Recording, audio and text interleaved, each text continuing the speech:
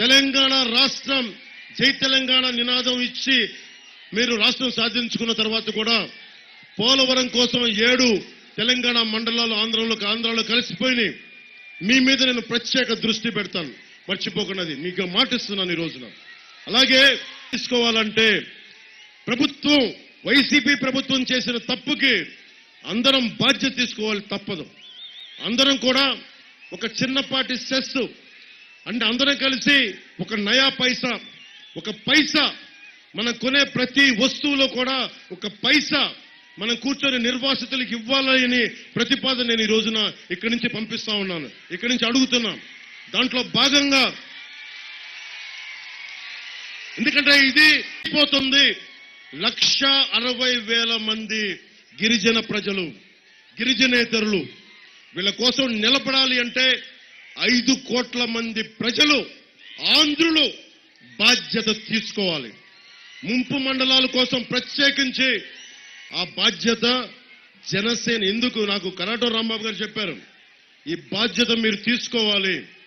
నా జీవితాన్ని పణంగా పెట్టి ఇన్ని వేల మందిని ప్రభావితం చేశాను, వారి మీద గౌరవంతో చెప్తున్నాను. ఈ రోజున ప్రత్యేకమైన సెస్ వేసి 5 కోట్ల మంది ప్రజలు నాతో సహా, నేనైతే ఈరోజు చెప్తున్నా, పోలవరం నిర్వాసితుల కోసం నా వంతు సహాయంగా సెస్సే గనుక వచ్చే మనకి రాబోతున్న ప్రభుత్వం ముందుకు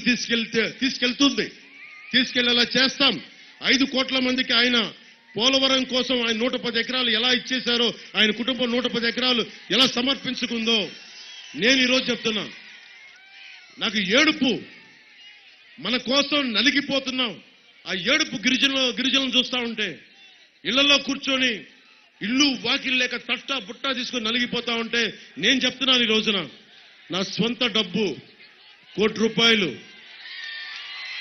పోలవరం నిర్వాసితులకి ముందు నాతో మొదలు పెడుతున్నాను. 33,000 కోట్లలో 33,000 కోట్ల రూపాయలు కావాలి.